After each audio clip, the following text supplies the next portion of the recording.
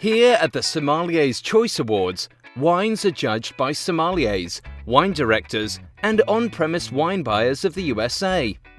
The goal of Sommeliers Choice Awards is simple: to provide experienced on-premise buyers and sommeliers a valuable benchmark for understanding which wines would make a compelling addition to a wine list. So the great thing about the Sommelier Choice Awards is that we're starting to think about, wine judging's been around for decades in the United States, and it's been more for the consumer at home. And it's really been difficult to translate into that restaurant experience. Guests will come in and ask, do you have any 95-point wines on the list?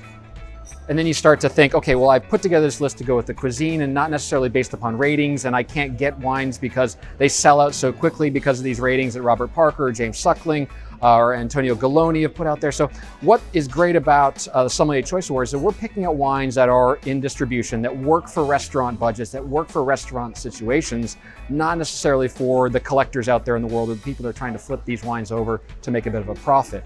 This is purely about that restaurant experience, which most of us are familiar with. Most of us go out to eat, whether it's, again, very humble, something you go out on a Tuesday night for a quick bite to eat, or something you go out to celebrate an anniversary. These wines are geared towards those situations and that dining experience, and I think that's really powerful. You know, I think that the thing I like the most about the Sommelier Choice Awards is the intention behind it.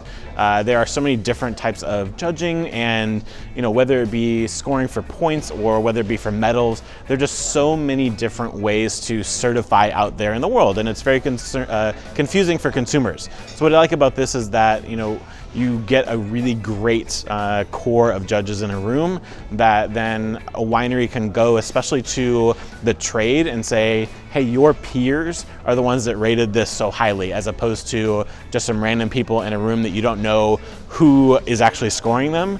You actually are very upfront with, hey, this is the panel. They're a very respected, or at least we hope we're respected in the community, so that if I were a trade buyer looking at, oh, hey, I know that Master Sommeliers, great somms were a part of this, I would trust that score more than just, a journalist that is getting paid for it.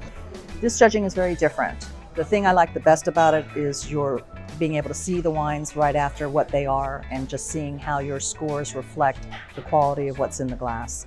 It's a really good round picture to know that the wines don't disappoint. If they do disappoint, being able to really measure in terms of price. Is the juice worth the price? Is the juice worth the packaging? Is the packaging deceiving? Because sometimes the packaging is deceiving, because the general consumer doesn't know what's in that bottle. They're really basing it on what they're drawn to. And I think obviously successful marketing is making that packaging look attractive, but I really feel like it should be a combination, that what's in the bottle should be reflected on what's on the package. The value and impact of on-premise wine sales is unquestioned. While on-premise wine sales represents less than a quarter of all case volume, they provide nearly half of the revenue earned at retail. This does not include the intrinsic value to wine brands being displayed and consumed in high-visibility environments. There is an old adage in the wine industry: volume is built off-premise, brands are built on-premise. This contest is aimed to search out and reward the best wines for restaurants, hotels, bars, and pubs in the USA.